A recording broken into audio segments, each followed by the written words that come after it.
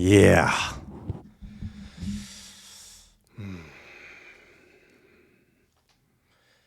Yeah. It's my life. It's your life. It's our life. Yeah. That's a good song. So, for everyone tuning in right now, welcome to the Joe Show. Number 9. Nueve Podcastissimo. Welcome. Thanks for being here. So, I'm going to start cutting the song out in the front so I can get my pump up going. And for those of you that want to see that, that's where the thumbnail will come from. And I'm going to put that in a separate video, like a part 1. And this is part 2, the actual podcast.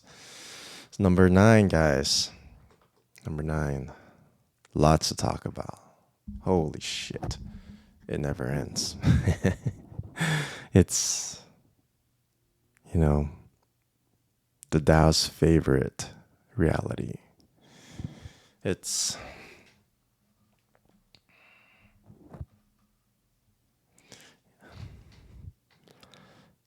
the Tao's favorite reality. Earth. Right? Here. The world.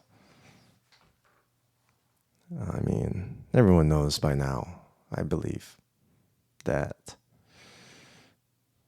we're not alone in the universe. But the Earth is considered one of the harder, if not hardest, places to be on. Because it's both mental and physical struggle. But it's also why it's the most beautiful. Right? What goes down must come up. A great victory can't come without a great struggle. So yeah, dude. Number 9. Fuck yeah, man.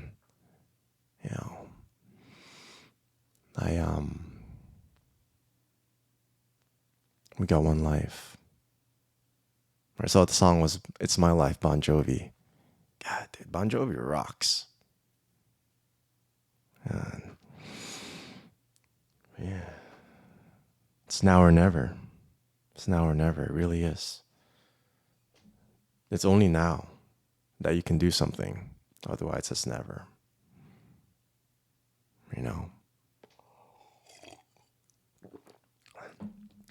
If you never do it now, when the future comes and the future becomes a now and you still don't do it now, then it's never going to happen. So, okay.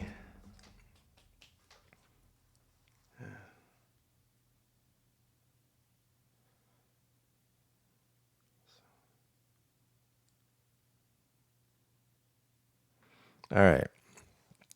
Let's get right into it, boys and girls. First of all, thank you for being here. The Joe Show, number 9. Considering renaming it The Jonage Show. Sleeping on it. But yeah, thank you guys so much. We finally passed 10 subscribers. We're at 11 now. Really, at the beginnings. This is my 9th episode. It's wonderful. Living the dream. Living the dream.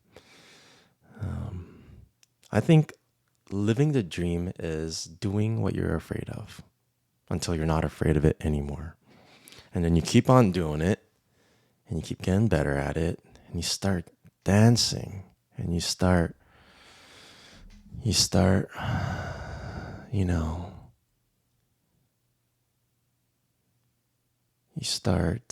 mastering and grooving and being creative and then forming new things out of everything you've ever learned and from a place you can't name.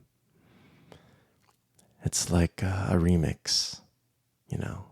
Like nothing comes from nothing. Everything comes from somewhere. But how you put it together in a unique way, in your unique flavor, it becomes something new. That's creativity, right? So, I mean, I'm never, I never stop learning, right? I'm always a student. I'm always going to learn, always going to explore, always going to be curious. But it's also time to create, time to dance, time to go, because it's now or never. All right. Yeah. Shalom and I'm not sure which one of us coined it first, but one of us said, I'm Exponential Joe. I want to talk about that. So basically, my whole life, I always start out doing something new, and I'm really bad at it.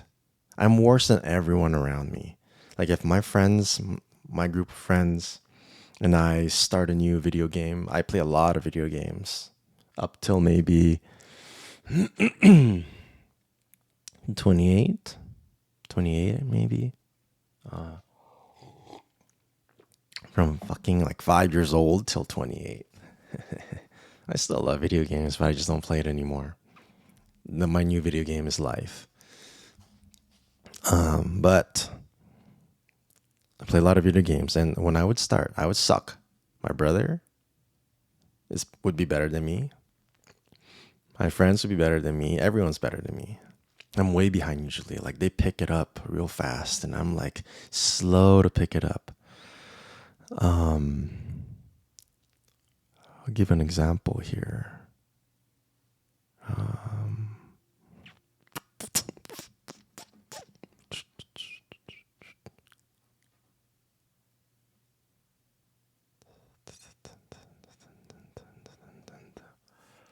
StarCraft is a good example, but and I've said beer pong before, but I think beer pong is it's not a video game, but it's a great example.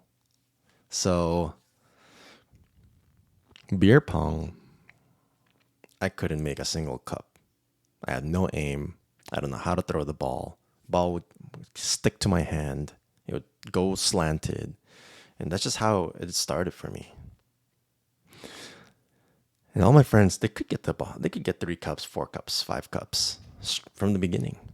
They just were just relaxed, and they could just throw it. I'm very like perfectionist, naturally, I'm very like serious and overthinking things growing up. And yeah, I still struggle with that, but I'm a lot better at it now.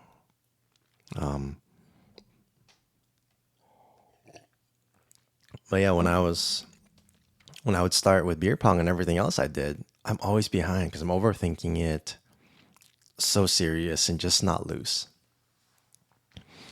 However, while all my friends played at most twice a week, if they played Saturdays, they usually played once a week, like Saturday, maybe twice, Saturday and Sunday when it's, or like Thursday, Friday, when the parties start in college, because Thursday, Friday, and then they'll play Thursday, and then Friday they'll go home. They'll drive back home, from UC Irvine mainly UC Irvine. That's where I'd play a lot, or LMU, back in Cali. And so at most they played twice a week. And I was going to Santa Monica College at the time. And so I didn't have a lot of college parties. It was a community college. So I'd go to my brother's house or his dorm in UC Irvine, or I would go to my friend Josh's place and Stefan's in LMU, and I'd play beer pong there. And I'd bring 2 30 packs, because I made $30 working part-time at Coffee Bean. I spent the $30 on a pack of cigarettes, two 30 packs, and I head over to LMU and I'm like, hey guys, let's play beer pong. And I would show up every Thursday. And they're like, hey, and I'm like, hey, and then we play on my friend's bunk bed. So we'd remove the top bunk. We'd slide the bunk bed. So the top bunk was about, this high. We'd remove the bed. It'd be a nice table. And then we'd play. Good times, and then that's also where I first shaved my head. I had an afro, like 6 inches out. And I decided to shave my head because I had broken up with my ex, my first girlfriend or something, or like I was about to. So I was like, let's shave my head and go hard. And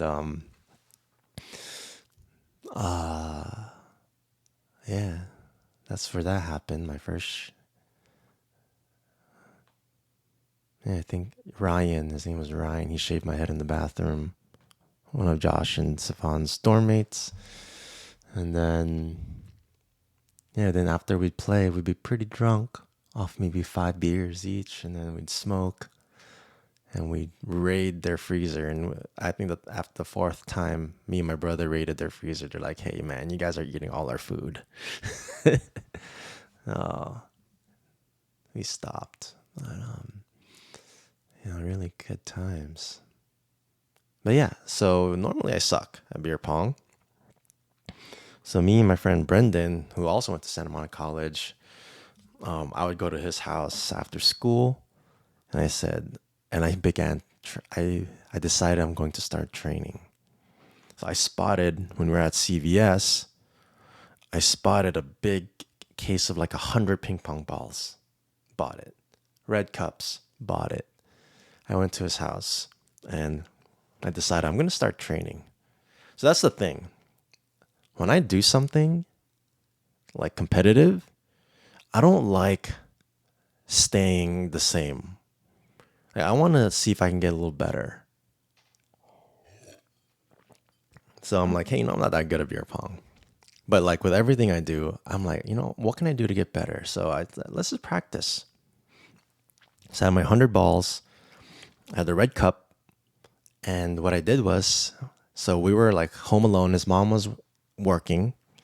And I said, okay, I just did it myself. I put 1 red cup at the end of his dinner table. And his dinner table was against the wall. So what I did was I put a big, like kind of like a sunshade for a car behind it.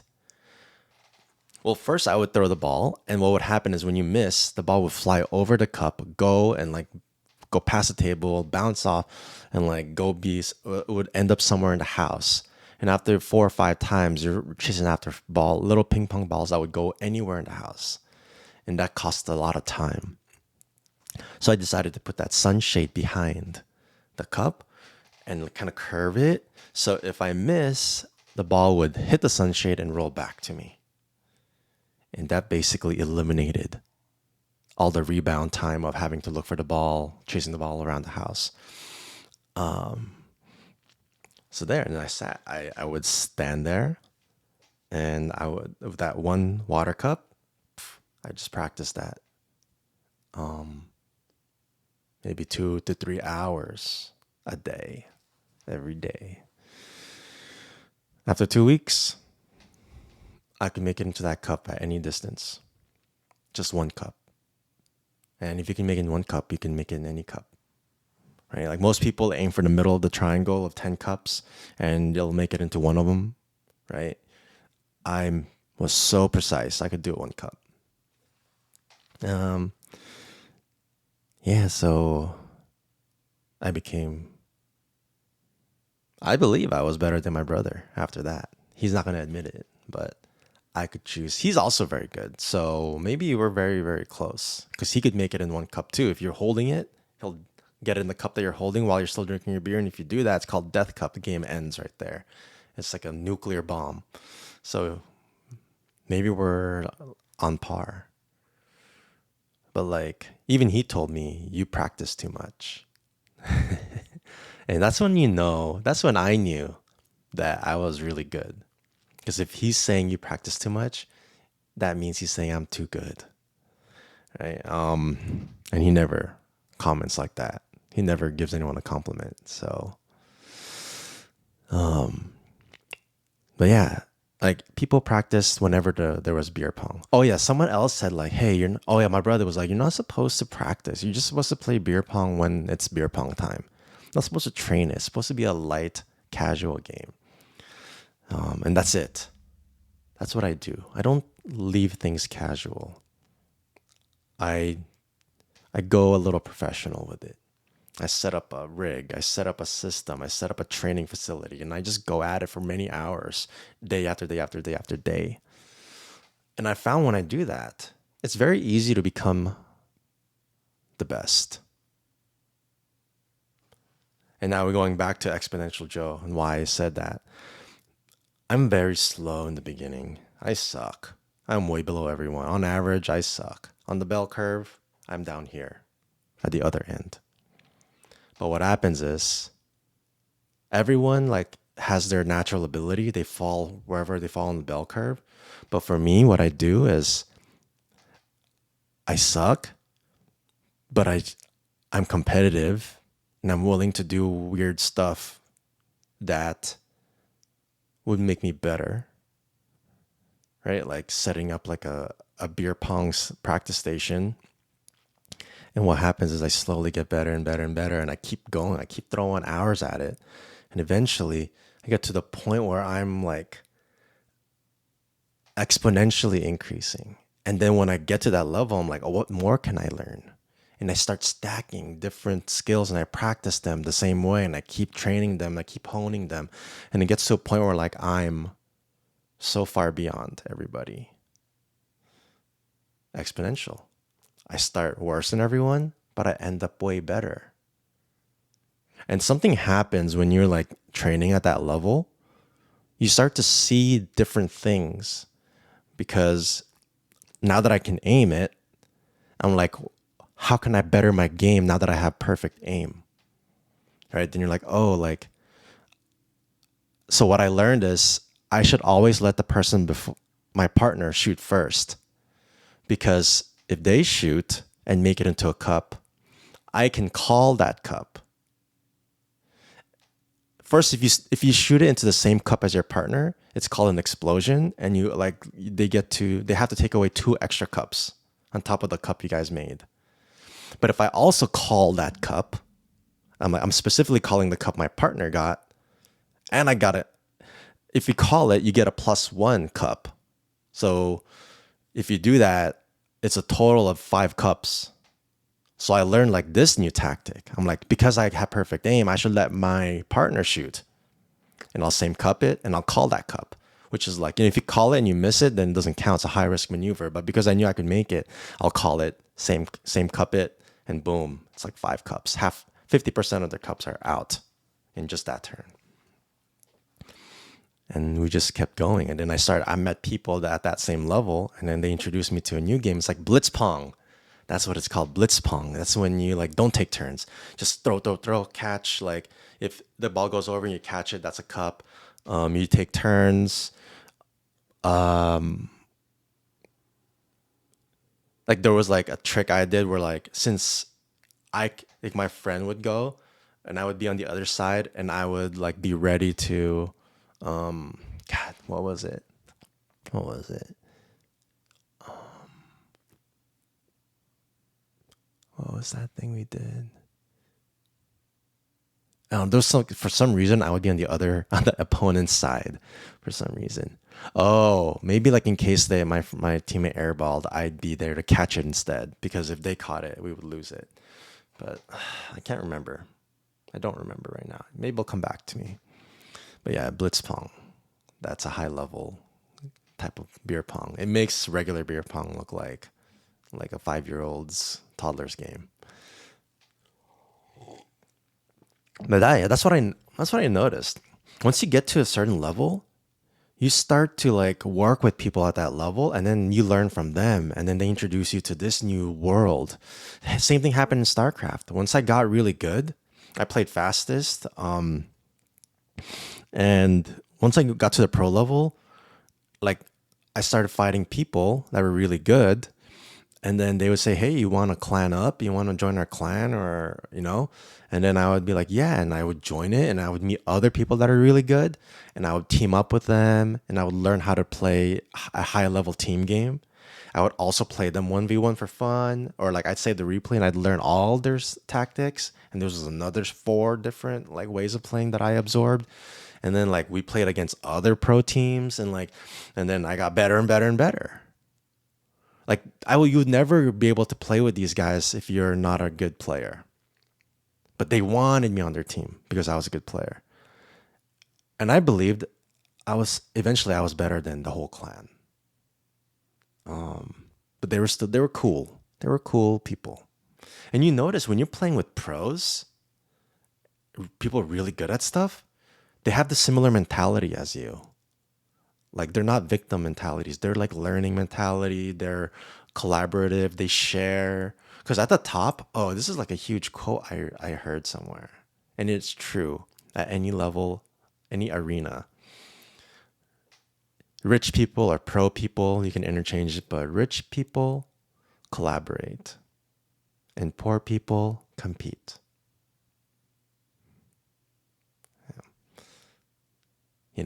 Poor people hide their secrets. They don't want to share. Rich people just give it to each other. They just hook each other up because like they know the money is infinite. They know the pro level is infinite. But if you help with each other, there's something that happens. Like you build a network, you guys help each other, magical things happen. You guys synergize and something greater than the sum of the parts emerges. And that really does happen. I became a way better player by joining this clan and being open with like what I know and they're open with what they know and we all become better. Because there's infinite things to know. But if you're like, oh, I want to hide it because I don't want to share, like you're small. You have a small mind. Nobody wants to work with a small mind person. Right? So your network never grows. So collaborate, share, whatever. I used to give everything away when I was at work. I'm like, yeah, here's my financial model. When I was a financial analyst, like, yeah, here's what I did. Here's my new crazy formula that I created. People were like, wow. Obviously, they're like not as sharing as me. But guess what? Now everyone's like, damn, dude, Joe is really crazy. Like the perception of me was really crazy because I was really good at Excel, really good at creating formulas and automation. And also, I wasn't greedy and scared. Like I'm someone people want to work with, you know? Like the whole competitive thing, like I think there's times where you want to like if you have something super secret or something like a secret recipe or whatever, yeah, but you really got to pick and choose those things. And I don't know, for me, I've always found it better that I share. Like I was never afraid of like, oh, if I share, it's gonna hurt me, you know. But if I wouldn't share with someone that I feel like it's got weird vibes, I wouldn't that they're probably gonna use it against me or they're not really they're just trying to take. If like there's some people out there who just want to take. And if they're like that, then I'm like, then I'm not gonna share because you're just a taker. But if you're also gonna be open and sharing, like I'll test you, I'll share with you and then see if you share back. And if you share back, then I'm willing to, I'll share. But if you're like just take, and your second, third ask, I'm like, wait a minute. So, anywho, exponential Joe, baby. I mean, that's just obviously that's an attribute I have, but I think that's an attribute many people. Kobe Bryant was known to be really bad, but he worked out 4 times a day. He'd wake up at 5 a.m., work out 2-3 hours, then he'll take a nap. 3 hours later, he'll work out again, take a nap. 3 hours later, work out again, hang out with the kids and the family. Then 3 hours later, work out again. He wasn't like naturally that good. He just worked. He always talks about this. He's like, everyone's working out once or twice a day, but I'm working out 4 times a day. compound. So if I'm working out 4 times more than people over a year, I've worked out 4 years and they've worked out 1 year. Do that over 5 years. I've worked out 20 years. They've worked out 5 years. Right? He's working 4 times longer, more. And he also always asked the greats, Jerry West, Michael Jordan. He called him up at 3 a.m. Hey, he like this, like, what's your move against like this move here? Like if somebody did this, or like the pick and roll, or like, what, he would ask so many questions. And Michael Jordan would talk about how he's like, this kid fucking always hit me up at 3 a.m. in the morning, didn't care. It's like, hey, Michael. And then he's like, I would give him, I would give him advice, but I would start to hold back because I'm like, I don't want this kid to know everything because he's gonna beat me. So see, Michael Jordan started to be like intimidated by Kobe, you know.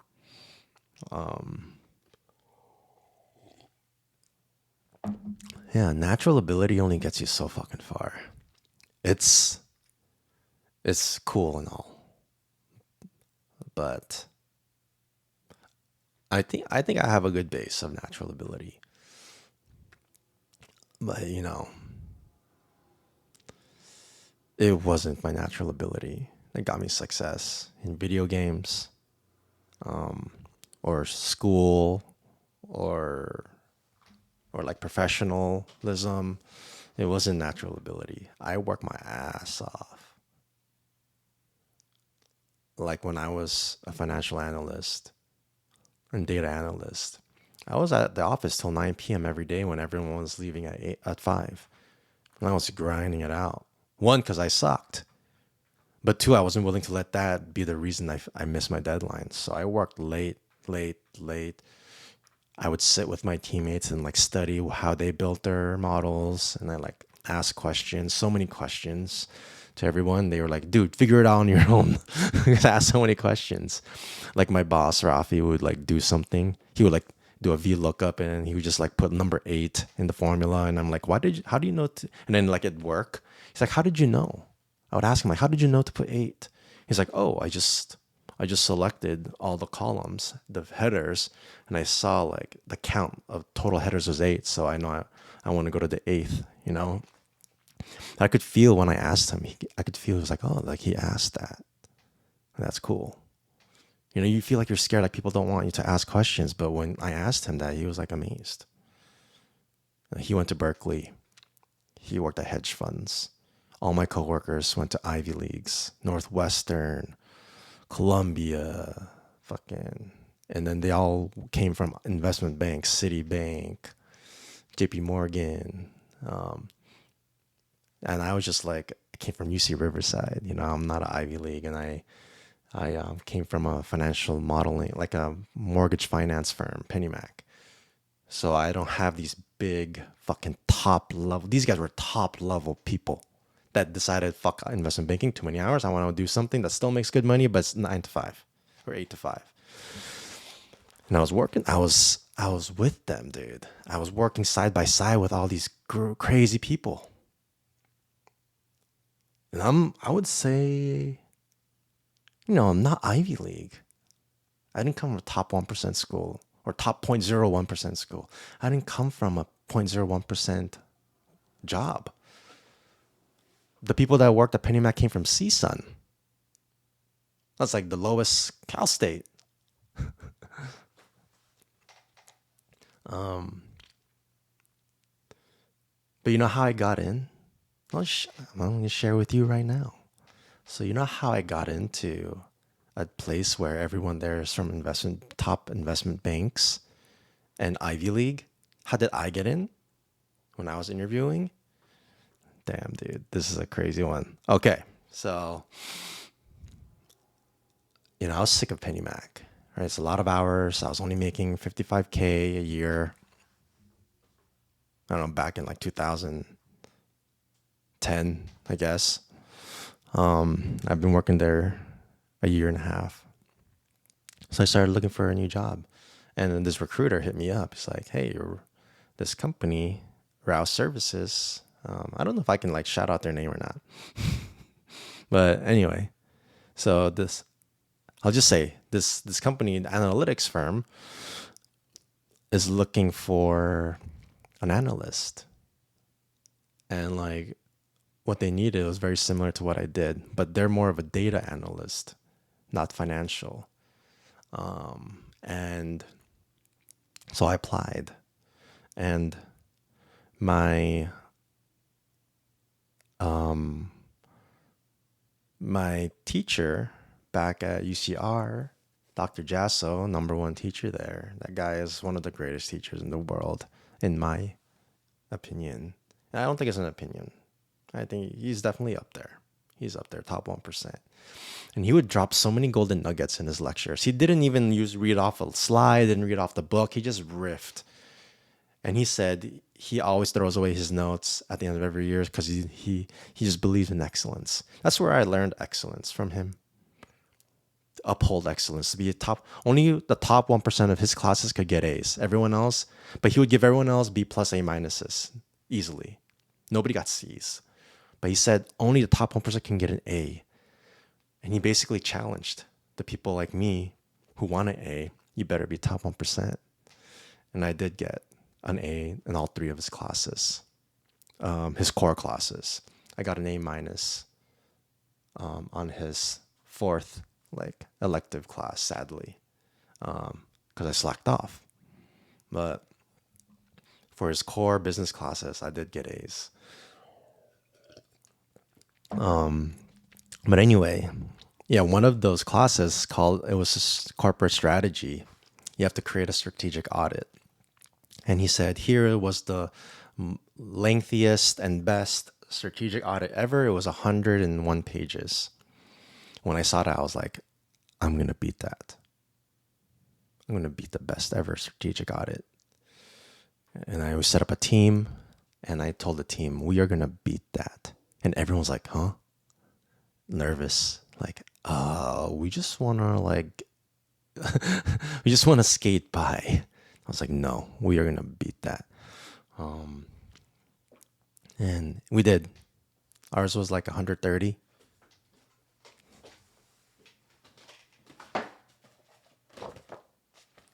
Ours was 146 pages. The longest strategic audit in history of his class. We did it on Microsoft. It was fucking legit. Look at this. Look at our table. This is the appendix. We have like 30 exhibits. Look at how he wrote it. Look at the formatting, the bolding and the italicizing and the colored header 2, header 1. Look at our spiral binding. Right? Boom, there's my team.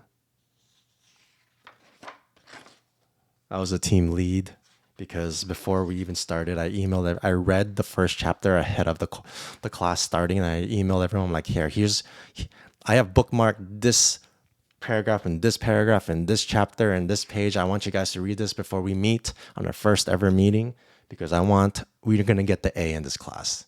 And that means we need to work together because this thing was 50% of our grade. So I was like, we need to get an A. When it came time to vote who the leader will be, there were 4 dudes and 4 girls, right? All 4 girls immediately said, we think Joe should be leader. It was unanimous with them. And the dudes were hesitant. And one dude was like, well, I guess I'm really busy, so you can have it, Joe. He was an alpha. He wants to be a leader, but he had to make an excuse why, he's like, I'll give it to you.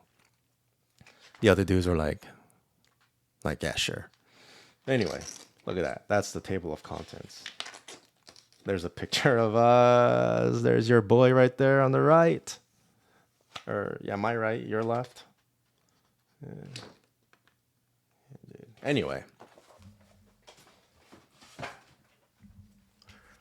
So my teacher, Dr. Jasso, the guy that teaches that class, he said, when you go into an interview, make one of these strategic audits for the company and present it to them and spiral bind it.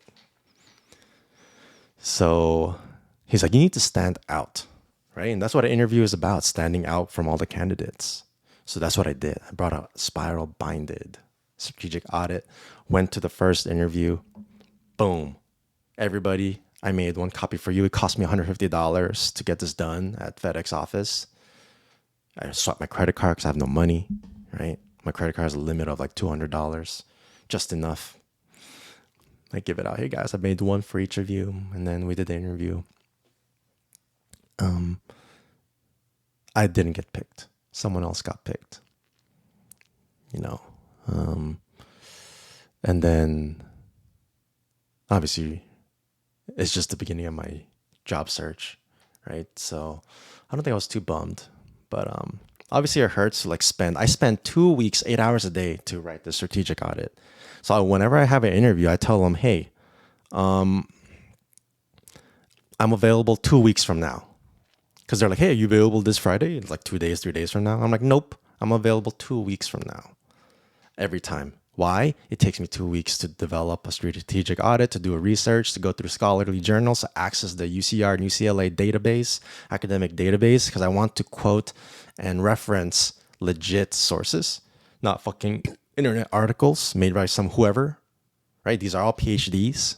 And I develop a strategic audit, which is like a SWOT analysis. What are the strengths, weaknesses, opportunities, and threats of this company? Who are you up against?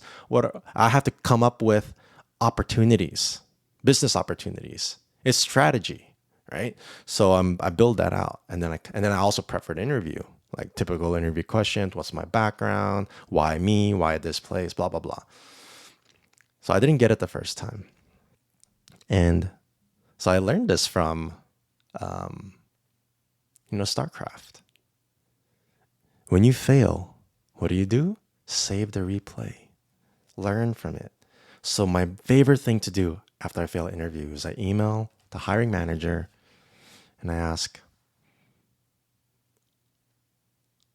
thank you so much. First of all, thank you so much for the opportunity to even like just meet with you guys and just to be with you guys and get a chance at a spot on your team. I know I didn't make it, but I would love to have any feedback because I always want to be better. And I genuinely want feedback. And so once in a while, a great boss, even if he doesn't hire you, he will give you great feedback. And Rafi is one of them, one of the great bosses. And he gave me feedback. He said,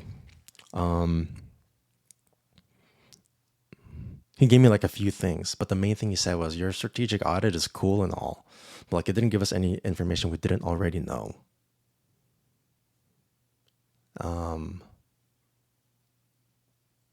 Yeah, there were like a couple other things he said.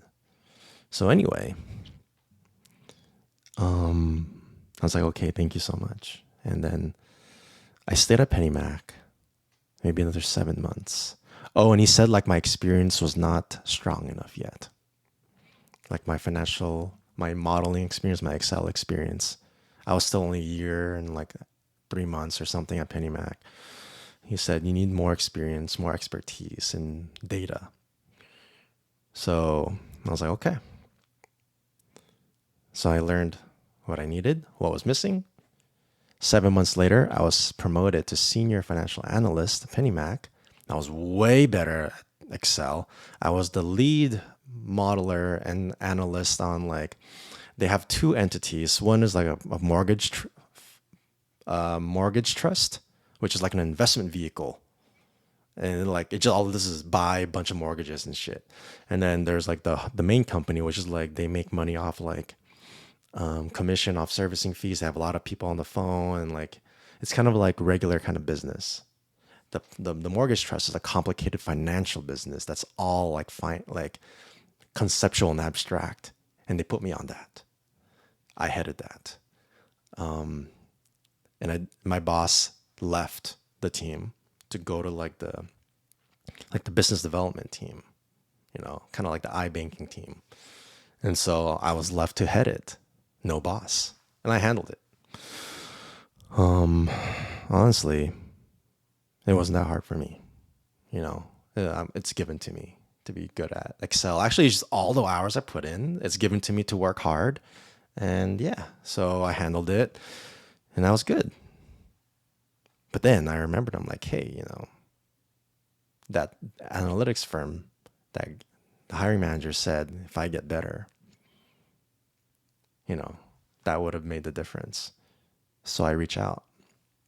And this is like, when you have a recruiter present you, they get 20% of the salary or something. So like if they're gonna pay me 100K, they have to pay the recruiter 20K. So usually, if my rate's gonna be 100, they have to pay 20K on top to the recruiter. So it costs them 120K to hire me. And I think it lasts like 3 years or something. You have to pay the recruiter like 20K each year for 3 years because they found you.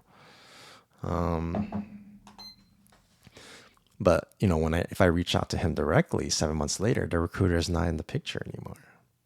So I don't know how that works, but technically I think it's fine. But I knew that. I was like, hey, I'm probably cheaper now. I'm a lot cheaper, like 20% cheaper because of no recruiter. I'm a lot better. I'm a senior financial analyst now. I'm like the lead modeler for a complex and abstract like entity. And he said I need to have a strategic audit that has new information he's never seen before. I'm like, let's fucking go. I'll do that. So I hit him up. I'm like, hey, are you open to talking again?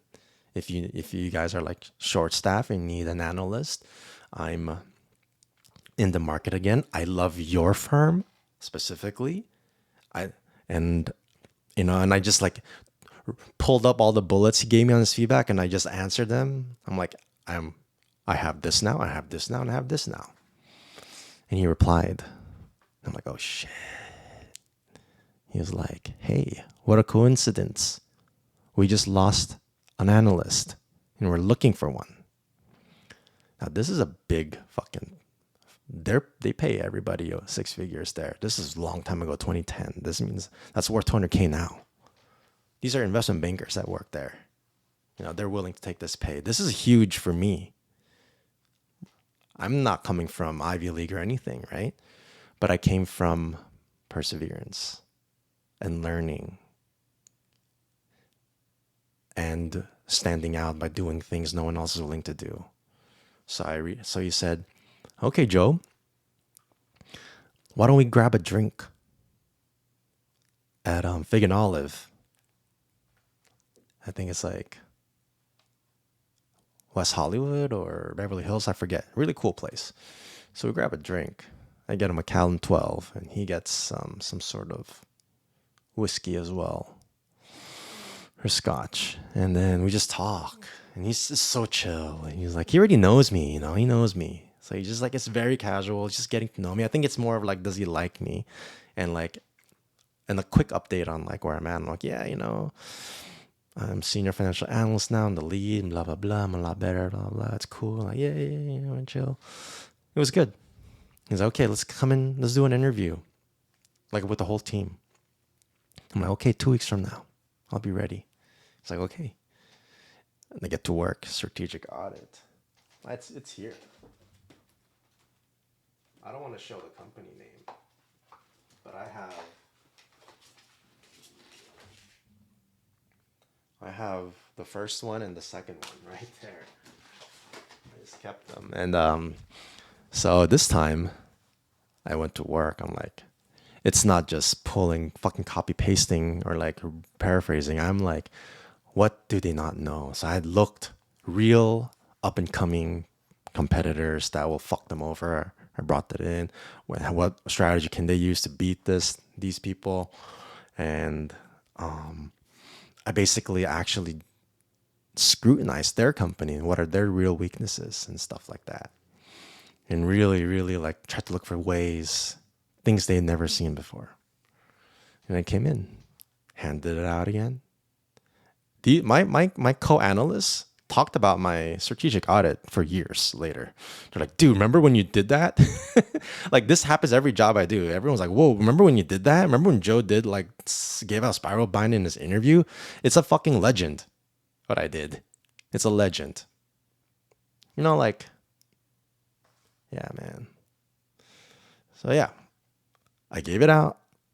I had specific questions targeted for each person because I looked up their LinkedIn. I studied their LinkedIn, so I know who they are, where they're coming from. So I have questions specifically to their story to dive deeper into their story for my own learning. So they're like, what questions do you have? My questions are, I want to ask you questions that will make me better. And then I interviewed. Rafi didn't even, my boss didn't even interview me because he already knows. He's cool. Just, do I fit with the team? And then I interviewed with the COO.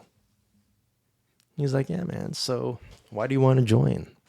It was a huge vibe check. You know what I answered? Instead of saying, why do I want to just write it, just like off the top, you know what I said? Let me tell you where I came from and why I'm trying to be here and what I'm doing. And I told him, like, dude, dropped out of college. I ran away from home. I messed around. I really scared the shit out of my family. I really let them down. I wasn't there to support them. So I had turned my whole life around. I went from like a 2.0 GPA to a 4.0 GPA, graduated summa cum laude, and I'm trying to make a difference. And for my family and for myself, I just want a bright future. So I work fucking hard. And I was the number one analyst at PennyMac. I was top student at UC Riverside. And I just like, for me, it's just, I'm not stopping and nothing stops me. And I told them that. And I'm like, so why do I want to work here? Because you guys are the best. You guys have all the best. This is my dream job. At that time it's my dream job. And I know I'm going to kill it. And I know you guys are the best. Everyone here is Ivy League, ex-investment banking. You guys are all here doing fucking something crazy. And I want to do something crazy too. And he was like, oh, thank you for that story. I already knew in that moment, I'm probably in. Then I took an Excel test and I made some mistakes. And I was up against one more guy. Anyway, I get hired like a week later. Oh, and making so much money, dude. And the analysts, they're all like my friends now, and they're like telling me like, dude, the other guy you were interviewing against was way better than you at Excel. Way better. He was a beast. He's even better than us. He's like, but the difference was, he said, you weren't an asshole. So, yeah, man, you never know what's like gonna work out. But I just did my best in every aspect. I got a navy blue suit because I don't want a typical black suit. I had a navy blue, like kind of like a blue suit. I had a tie clip. My own style. It was a blue suit. And got a nice haircut, right? And I came from love, right? I put my best fucking foot forward. And that's how I got into an Ivy League top investment bank kind of company. And guess what? After a year, I was the second best analyst there. There was just one guy, so good. I was so far behind him. But I would have caught up to him eventually, but Exponential Joe, right? You see? It doesn't matter what school, it doesn't matter what your background is, what certifications, what schools you went to. Like, those are cool and all. But in the end, if you just work really fucking hard and give it your best, eventually you get there. I just worked 4 hours extra on top of everyone every day. I worked on Saturdays as well, 8 hours on Saturday. I even worked on Sundays sometimes, 5 hours. So eventually, after a year, I just worked so much. And a lot of these people have only been there 2 years. But I technically almost worked 2 years with my 1 year, just like Kobe. He would work 4 times when people work 1 time or 2 times. That's it. Nobody wants to do that, though. Not a lot of people want to do that. But that's also the beauty of it. If you do it, not a lot of people are doing it too. So it's easy for you to surpass everyone. Yeah, man. All right, let's see here. 722.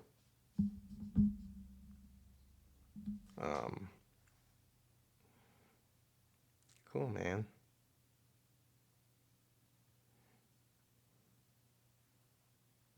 I want to talk about, before I go, just quickly, I just want to review. So I'm going to start reviewing one great item or one great movie a week, like in this podcast. I'm going to close it off like reviewing something of the highest pinnacle of excellence that I feel is excellent. And I'm going to talk about it with you guys and share it with you guys. And, usually it's movies or like an excellent like commercial product. I mean, like something you buy, right? But today I want to talk about a debate. I don't know if you, maybe you guys know, it's Candace Owens versus Andrew Wilson. And so, quick background: Candace Owens used to work for Charlie Kirk, and then she like broke off doing her own thing. And basically, she's been on YouTube investigating the Charlie Kirk murder, and she's finding that it's not. He was not killed by a gay dude. That's the cover up. He was killed by Zionists. Basically because he was pulling his pro-Israel stance away. He was gonna retract his pro-Israel stance. Israel is like going to war with Palestine. Basically, Israel is fucking with Palestine, and he was gonna pull it back. And the day he said that to them, it's like, I'm going to pull back my support for you guys. The next day he was killed. And so Candace is on this debate, and I believe her.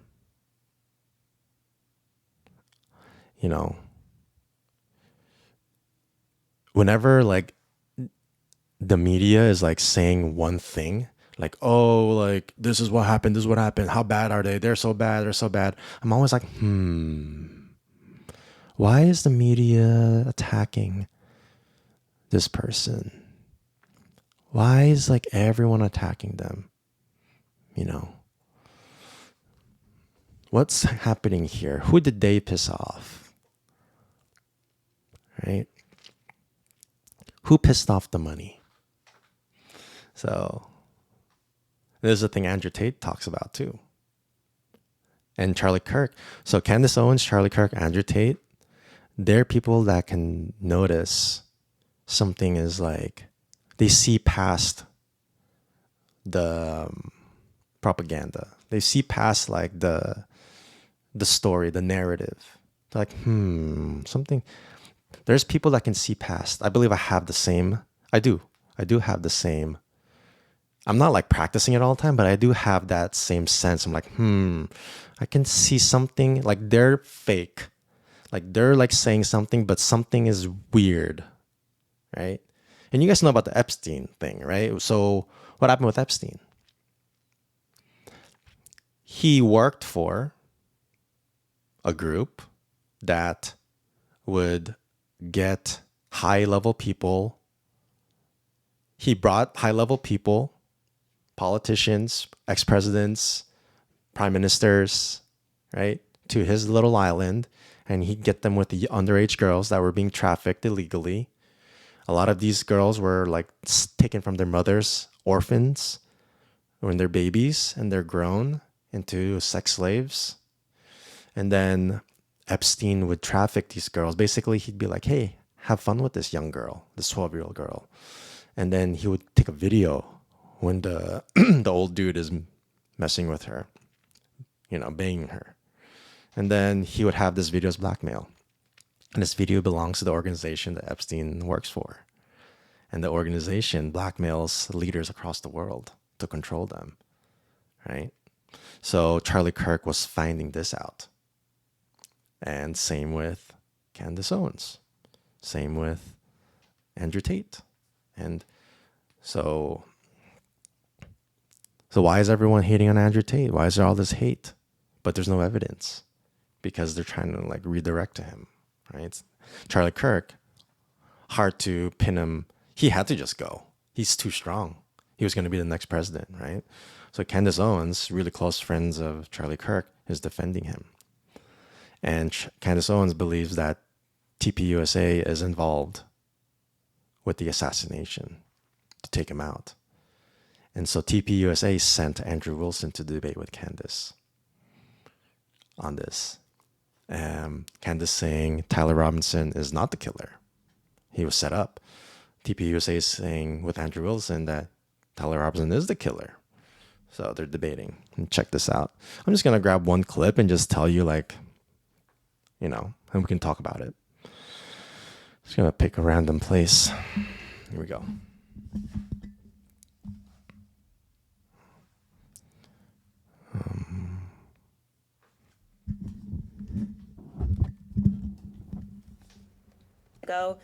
The appropriate, like what you're doing at this stage of the hearing is the state is saying we have enough evidence that we think this needs to go forth to trial. Hence the reason that there's this extraordinary, we allow hearsay because it doesn't really need to be perfect. It can be enough that we feel like we can move forward, right? And okay, I disagree with that in general when somebody's rotting in prison, but whatever. The next phase is for them to meet in court and for the defense to essentially present an argument to the state that says, we find this filing to be defective in and of itself. We don't even have to defend ourselves because you, the state, have enough, you know what the laws are on the books, and this filing is defective and you should get rid of these charges because they don't make sense based on what you can decide based on a law on the books. So then that's why they then file the dismissal.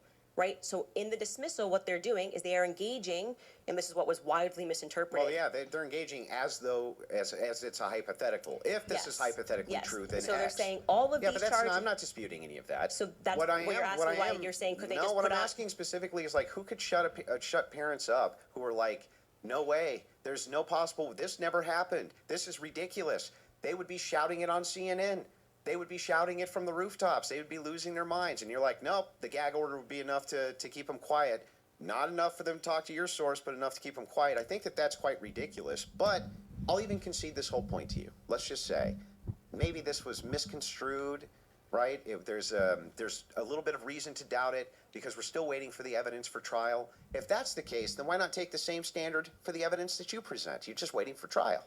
Well, you didn't do that. Wait a second. We're here. Wait a second. I just want to make sure that I got this right. That's your argument to me, right? My argument to you is what? Your argument to me is that, hey, wait a second, Andrew. There's not enough here that convinces me, right? Well, that's actually my rebuttal to you, is that you are saying, why are people engaging in what you term to be conspiracy theories? No. I term it to be thinking. They're just thinking because they're recognizing there are a lot of holes in these stories and that this is not strong evidence, right? This is the reason they're doing it. I'm explaining to you, this is the reason that they're doing it. I'm addressing what you view to be overwhelming evidence. And by the way, I want to be clear. That which convinces me. But thus far, every point that you've brought up, every point that you've brought up, did you feel like this is beyond a reasonable doubt? I mean, you realize remember what I said in my opening. Going to be. It's not beyond a reasonable doubt. It's just what I find convincing is what I find overwhelming. So why are you so upset when people say they don't find it convincing? If that was the limitation of the claims that you made, if it was just, wait a second, there's a little bit of problems. There's some problems in this case that I have questions for that I want answers to. Nobody would have a problem, actually. At least of all me. I would be the least likely person to have an issue with you, any of your fans, anybody saying. In fact, I've had tons of Discord calls about this. My position's always been clear. Of course conspiracies exist. Some of them have way better evidence than others. But I've seen them myself. I know conspiracy. In fact, the federal government has hundreds of thousands of laws about conspiracies. They see them everywhere. We both know this, right? That's never what the problem is. The problem is when you make claims outside of, well, wait a second. I'm just questioning evidence here. I'm just questioning what the state's case is here. I'm just asking questions. It's when you make claims outside of that, where you claim that there's good evidence or good standards you should believe because, and then it turns out that it's all nonsense or it's wackadoo stuff or it makes no sense. And when we have a chance to cross-examine your evidence that you've presented, I'm going to show a lot of that. A lot of this conjecture that's based on literally nothing, that leads from no inferences whatsoever. Like, you couldn't even infer it logically. That's the problem. The problem has never been whether or not you just said, you know, there's not enough in this case so far until we get to the trial. I remain unconvinced. I'm sure there's tons of people who remain unconvinced yet until we get to the trial. I think that's fine. I think it's fine there's people who are convinced too. That's never been my problem. My problem is the claims which are external to that. Okay, I'm not sure I really care if you have a problem with what I think in my own spare time. I don't understand this like lecture that you just gave. But beyond that, what I am saying is that What the state lecture? is allowed to use. I didn't This is lecture what you. this is what my problem is. You guys are not allowed. Yeah, you guys think while it's still legal. You can. You are allowed to do that. So, but anyway, Nobody said you can't. going back to you saying I wouldn't have a problem. I think I just demonstrated pretty thoroughly that what you claim that you have a problem with is exactly what the state is engaged in at this stage. So it just doesn't make sense. That's not the case. In fact,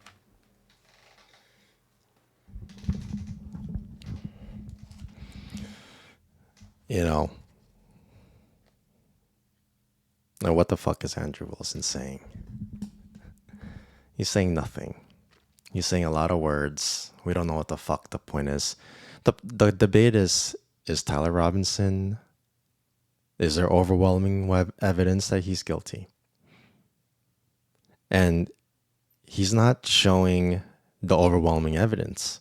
He's saying, I have a problem with your thinking, Candace.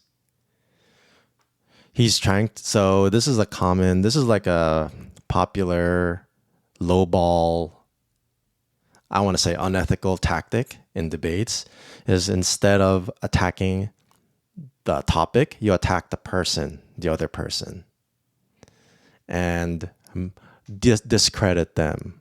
Like, oh, but this person is crazy, or this person's not logical, or this person is this. It's not about that. The debate is whether Tyler Robinson, there's overwhelming evidence that he killed Charlie Kirk. But already, I just fucking picked a random area. And Andrew Wilson talked for like 3 minutes straight about how he has a problem with the way Candace Owens is thinking. And Candace Owens responded saying, it doesn't matter if you have a problem with what I'm thinking. Has nothing to do with what we're talking about. This 3 hours of this. Andrew Wilson just trying to degrade, condescend, and undermine Candace Owens, while Candace Owens is trying to be like, I'm trying to prove here that it's not overwhelming evidence. So debate-wise, my take is, and I watched a good amount of this. I didn't watch the whole thing. I watched like here and there. It's 3.5 hours, but I really want to watch it. But Andrew Wilson, this was his energy the whole time. He came to win, not to find the truth. And he came to win using tactics like pressure, time constraints, condescending, shaking his foot in front of her when she's talking to rush her, putting his finger on his head like this when he's talking to her, like he's annoyed. He's just an asshole. Not a good guy. Candace Owens is here trying to find the truth. And then he like brought up a bunch of clips of like when Candace Owens made mistakes. And Candace Owens was like, I make mistakes. I own them. I do. I make mistakes all the time. So he brought evidence of her making mistakes, again, trying to cut her down rather than trying to find the truth. So Candace Owens cares about the truth and cares about Charlie Kirk. Andrew Wilson cares about beating Candace Owens any means possible, even if it's underhanded. What else? Dude. So I've always felt like that tactic eventually erodes and cuts people down, and then they crack and then they get mad. Because I felt like that happens to me too. If someone keeps like fucking like annoying me or undermining me or pissing me off, eventually I'm just going to get pissed. But Candace Owens, she took 3.5 hours of this condescension, disrespect. Andrew Wilson couldn't even name one of the 7 charges in the case. He came to debate whether there's overwhelming evidence Tyler Robinson is guilty. Candace Owens asked, can you name one charge of the 7 charges in the case? He couldn't name one. He'd named one, but it was wrong.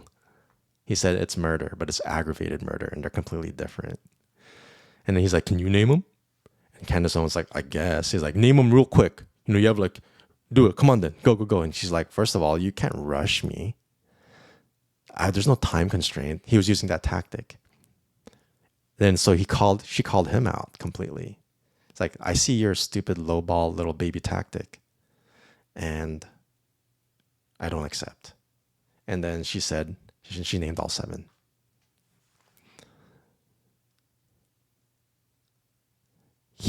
Andrew Wilson said, I'll pay you $300K to debate you about the case. He didn't even know one of the charges. Candace Owens knows this case inside out. She watches it. It's like 9 hours a day every day. And she's watching it. She's studying it. She's back checking it. You know. So I'm going to rate, Andrew Wilson's like a 0 human being. But I'm going to rate Candace Owens. I want to rate her. So she's 7 months pregnant in this debate. So she requested no smoking from Andrew Wilson. He likes to smoke. Candace Owens, 7 months pregnant. She didn't fall for any of his tricks. And this guy's really good at demeaning people. And Candace Owens didn't fall for any of it. She stayed strong.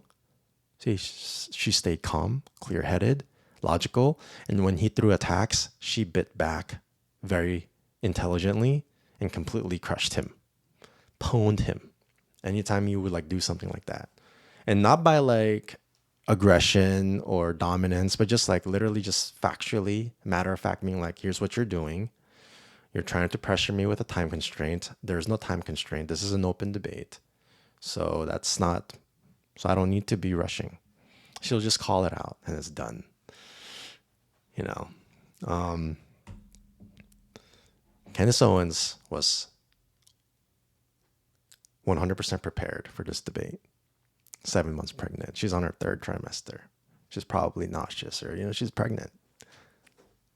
You're like disabled at that point as a mom. You just got to sit on your ass and like wait because you got a big ass baby. She took a fucking debate 3.5 hours straight. And this dude kept coming at her and she just,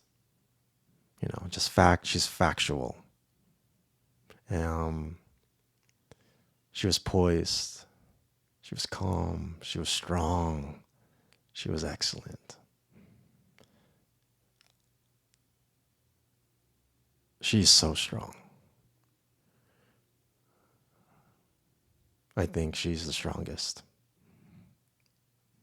She's the strongest person on this planet. And she's fighting for truth and love. And she's doing this she's speaking out against a group that kills people, like Charlie Kirk, right? At least that's what she believes. And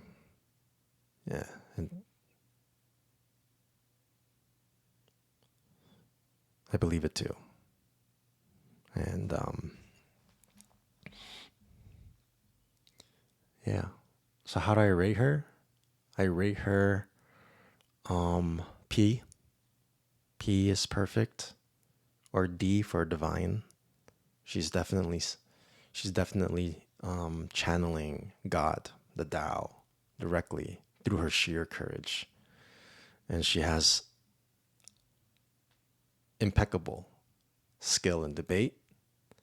She's immovable, imperturbable by cheap debate tactics because she's only about truth, honesty. She's willing to say she made a mistake. Whereas in debates, if you tell someone they made a mistake, they're on the defense because like if you can keep cutting down their character, then you can win. But she's like, you can't cut down my character. I make mistakes and that's fine. I don't care. It's about the truth. Everyone makes mistakes. She can't be cut down. Her character is impenetrable. So she's fucking GG godly. That's her rating. She's, Charlie Kirk was on the path to becoming president. He was GG godly. But I think with his death and Candace Owens being so close to him, learning a lot from him, being really close friends with him, Candace Owens was given no choice but to rise as this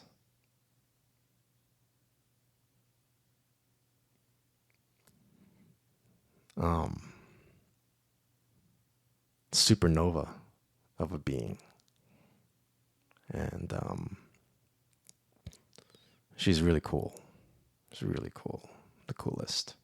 She's badass. And yeah. Jesus of our time. Jesus of our time. You know.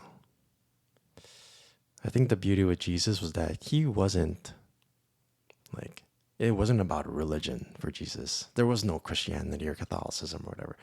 Jesus was just preaching love and truth. And Candace Owens is doing the same.